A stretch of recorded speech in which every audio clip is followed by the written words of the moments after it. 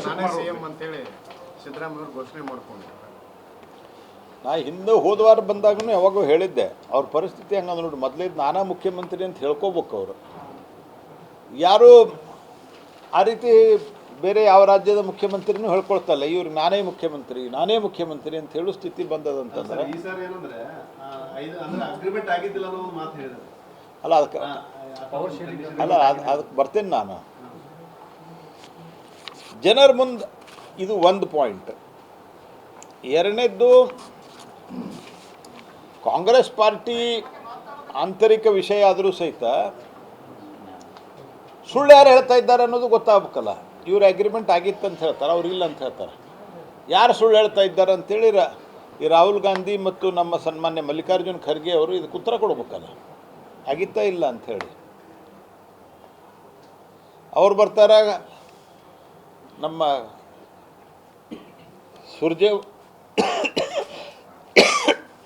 ಸುರ್ಜೇವಾಲಾ ಅವರು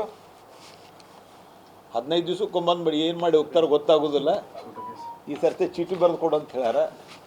ಎಲ್ಲರೂ ಚೀಟಿ ಬರೆದು ಕೊಡೋದಿಲ್ಲ ಅಂತ ತಿಳ್ಕೊಂಡು ಚೀಟಿ ಬರೆದು ಕೊಟ್ಟರೆ ಎಲ್ಲ ನಾವು ಏನೇನು ಬರೆದು ಕೊಟ್ಟಿವಿ ಅವ್ರಿಗೆ ಗೊತ್ತಾಗ್ತದೆ ಅವ್ರು ನಮ್ಮ ಟಾರ್ಗೆಟ್ ಮಾಡಿದ್ರೆ ಯಾವ ರೀತಿ ವಾತಾವರಣ ಅದ ವಿಚಾರ ಮಾಡ್ರಿ ನೀವು ಹಾಗಾಗಿ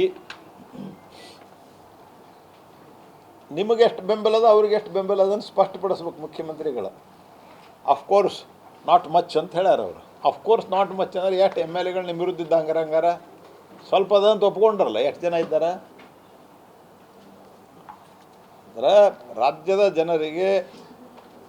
ಸುಳ್ಳು ಹೇಳಿ ಇಬ್ಬರು ಪೈಕಿ ಒಬ್ಬರಂತೂ ಗ್ಯಾರಂಟಿ ಸುಳ್ಳು ಹೇಳಬೇಕು ಅವ್ರು ಆಗ್ಯದ ಅಂತ ಹೇಳ್ತಾರೆ ಇವರು ಯಾರು ಸುಳ್ಳು ಹೇಳ್ತಾ ಇದ್ದಾರೆ ಹಂಗಾರ ಇದು ಸ್ಪಷ್ಟ ಆಗ್ಬೇಕಂತ ನಾನು ಆಗ್ರಹ ಪಡಿಸ್ತೀನಿ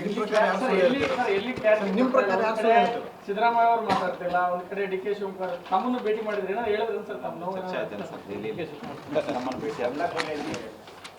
ಅವರು ನನ್ನ ಭೇಟಿ ಮಾಡಿದ್ರು ರಾಜ್ಯದ ಕೆಲವು ಯೋಜನೆಗಳ ಬಗ್ಗೆ ಮಾತಾಡಿದ್ದಾರೆ ಯಾವ ಯೋಜನೆಗಳ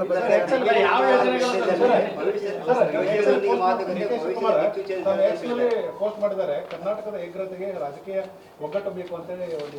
ನಿಮ್ಮ ಭೇಟಿ ಆದ ನಂತರ ತಮ್ಮ ಎಕ್ಸ್ಪೋಸ್ಟ್ ಹೌದ್ರಿ ಮಾಡಿದ್ದಾರೆ ಕರ್ನಾಟಕದ ಹಿತಕ್ಕಾಗಿ ಏಕತೆ ಬೇಕು ನಾವ್ಯಾರು ಇರಲಿಲ್ಲ ಅಂದ್ವಿ ನೀವು ಮೊದಲು ಕಾಂಗ್ರೆಸ್ದವ್ರು ಏಕತೆಯಿಂದ ಇಬ್ಬರು ಆಡಳಿತ ಮಾಡ್ರಿ ಆಮೇಲೆ ನಾವು ನಿಮ್ಮ ಜೊತೆಗೆ ರಾಜ್ಯದ ಹಿತಾಸಕ್ತಿಗಳಿಗೆ ಇದ್ದೀವಿ ಅಂತ ನಾವು ಅವ್ರಿಗೆ ಹೇಳೀನಿ ಡಿ ಕೆ ಶಿವಕುಮಾರ್ ಅವ್ರಿಗೆ ಸರಿ ನಿಮ್ಮ ಪ್ರಕಾರ ಇಬ್ಬರಲ್ಲಿ ಯಾರು ಸುಳ್ಳು ಹೇಳ್ತಾರೆ ಅಲ್ಲ ನಮ್ಗೆ ಅಂದಾಜಿಲ್ಲ ಅದು ಯಾಕಂದ್ರೆ ಇಬ್ಬರೂ ನಂಬುವಂಗಿಲ್ಲಲ್ಲ both are not worth to be believed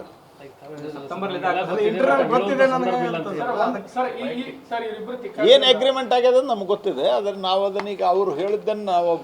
ಅವ್ರು ಹೇಳ್ಬೇಕು ಅದನ್ನ ಮಹಾರಾಷ್ಟ್ರ ಮಾದರಿ ಇಲ್ಲೇನೋ ಆಗ್ಬೋದು ಮಹಾರಾಷ್ಟ್ರ ಮಾದರಿ ಅಂದ್ರೆ ಅಲ್ಲಿ ಸಿಎಂ ಇವರು ಡಿ ಕೆ ಶಿವಕುಮಾರ್ಗೆ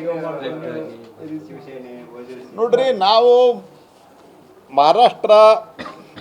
ಕರ್ನಾಟಕದಲ್ಲಿ ಹೋದ ಸರ್ತಿ ಆದದ್ದು ಮತ್ತು ಅದಕ್ಕಿಂತ ಮೊದಲು ಮಧ್ಯಪ್ರದೇಶದಲ್ಲಿ ಆದದ್ದು ಇದು ಕಂಪ್ಯಾರಿಸನ್ ಅಲ್ಲ ನಾನು ಇದನ್ನು ಭಾಳ ಸ್ಪಷ್ಟವಾಗಿ ಹೇಳೀನಿ ಇದು ನಮ್ಮ ಪಕ್ಷದ ಸ್ಪಷ್ಟವಾದಂಥ ರಾಷ್ಟ್ರೀಯ ನಾಯಕರ ನಿಲುವು ಕೂಡ ಇದೇ ಆಗಿದೆ ಆವಾಗ ಮ್ಯಾಂಡೇಟ್ ಪೂರ್ತಿ ನಮಗೆ ಮೆಜಾರಿಟಿ ಬಂದಿಲ್ಲ ಅಂದರೂ ಎಲ್ಲ ಕಡೆ ಮ್ಯಾಂಡೇಟ್ ನಮ್ಮ ಪರವಾಗಿ ಮಹಾರಾಷ್ಟ್ರದಲ್ಲಿ ಅವತ್ತಿನ ಏನು ಉದ್ಧವ್ ಠಾಕ್ರೆ ನೇತೃತ್ವದ ಶಿವಸೇನೆ ಈಗ ಅದು ಶಿವಸೇನೆ ಒಡೆದೋಗ್ಯದ ಅದು ಬೇರೆ ವಿಷಯ ಅವರು ಅಸ್ತಿತ್ವನೇ ಇಲ್ಲ ಉದ್ಧವ್ ಠಾಕ್ರೆ ಅವರ ಶಿವಸೇನೆಗೆ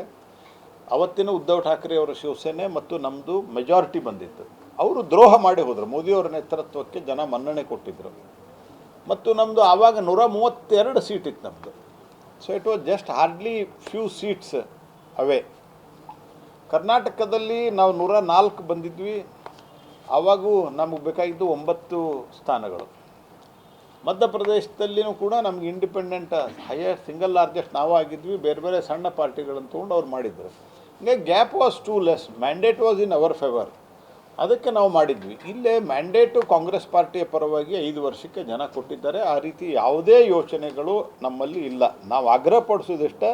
ಸರಿಯಾದ ರೀತಿಯಲ್ಲಿ ಆಡಳಿತವನ್ನು ನಡೆಸಿದ್ವಿ ಅವಕಾಶ ಸಿಕ್ಕರು ಸರ್ ಯಾವುದು ನಮಗೆ 2028ಕ್ಕೆ ಅವಕಾಶ ಸಿಗ್ತದಂತ ನಮಗೆ ನಂಬಿಕೆ